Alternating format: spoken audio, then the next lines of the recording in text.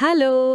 இன்னைக்கு நாம ஹேமா கந்தாரியோட ஃபேஷன் பயணத்த பத்தி கொஞ்சம் ஆழமா பார்க்கலாமா? ஓ! தாராளமா. குறிப்பா அவங்க 2013ல தி லேடீஸ் புட்டீக் அண்ட் கலெக்ஷன்ஸ்னு ஒரு பிராண்ட் ஆரம்பிச்சாங்கல்ல. ஆ, அது எப்படி நடந்தது? அதுக்கு பின்னாடி என்னன்னு நமக்கு கிடைச்ச தகவல்கள வச்சு கொஞ்சம் அலசலாம். சரி. இந்த குறிப்புகள பார்க்கும்போது, இது சட்டுன்னு எடுத்த முடிவு மாதிரி தெரியலையே! இல்ல. நிச்சயமா இல்ல. ஆமா, அவங்க படிச்சு முடிச்சதும் வேற ஒரு ஃபீல்டுல வேலை செஞ்சிருக்காங்கன்னு தெரியுது. ஆமா. ஆனா மனசுக்குள்ள ஃபேஷன் மேல ஒரு ஈர்ப்பு இருந்துட்டே இருந்திருக்கு போல. அதுதான் முக்கியம். அந்த ஆர்வம். ஒரு கனவு மாதிரி வளர்ந்து, அப்புறம் நல்லா யோசிச்சு, பிளான் பண்ணி நிஜமாகியிருக்கு.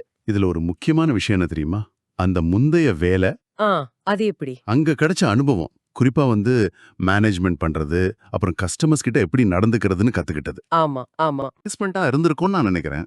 வெறும் பேஷன் மட்டும் போதுமா? சொல்லுங்க. இல்ல, பத்தாது. வெறும் ஆர்வம் மட்டும் பத்தாது. அத